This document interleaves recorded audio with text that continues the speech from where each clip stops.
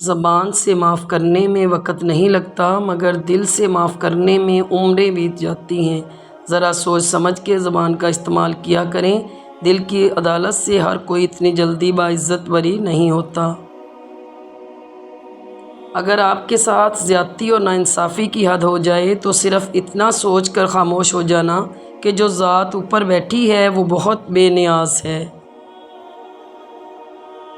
جس کو یقین ہو جائے کہ اللہ غور سے سنتا ہے وہ اپنی کہانی کسی اور کو نہیں سناتے۔ انسان کو اس کے حالات نہیں خیالات پریشان کرتے ہیں۔ حالات تو وقت کے ساتھ ساتھ بدلتے رہتے ہیں لیکن خیالات کو بدلنا آسان نہیں ہوتا۔ انسان کی انسانیت اور عقل تب ختم ہو جاتی ہے جب اسے دوسروں کے دکھوں پر خوشی ہونے لگ جائے۔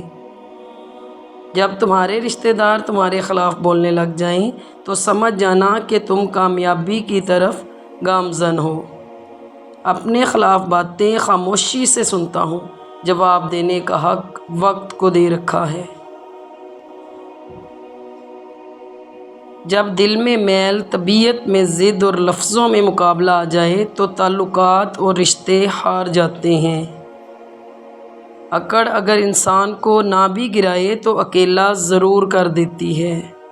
خود غرض لوگ رشتوں کو نبھاتے کم اور آزماتے زیادہ ہیں۔ کچے مکان دیکھ کے کسی سے رشتہ مت توڑنا، یہ تجربہ ہے میرا۔ مٹی کی پکڑ مضبوط ہوتی ہے، سنگ مرمر پہ تو ہم نے اکثر پیر پھسلتے دیکھے ہیں۔ دکھ میں لپٹے ہوئے لوگ دعائیں بہت کمال کی دیتے ہیں۔ مسکرانا سیکھنا پڑتا ہے، رونا تو لوگ سکھا دیتے ہیں۔ خود غرض لوگ رشتوں کو نبھاتے کم اور آزماتے زیادہ ہیں۔ خاموش ہو جانے کا مطلب مطمئن ہو جانا نہیں ہوتا، اس کا مطلب یہ بھی ہو سکتا ہے کہ آپ سر ٹکرا ٹکرا کر تھک گئے ہیں۔ قسمت کھیل نہیں کھیلتی، بعض اوقات انسان انسانوں سے کھیل کھیل جاتے ہیں۔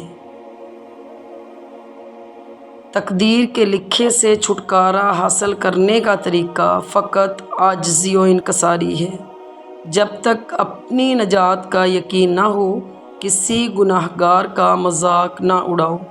Thanks for watching, please subscribe my channel.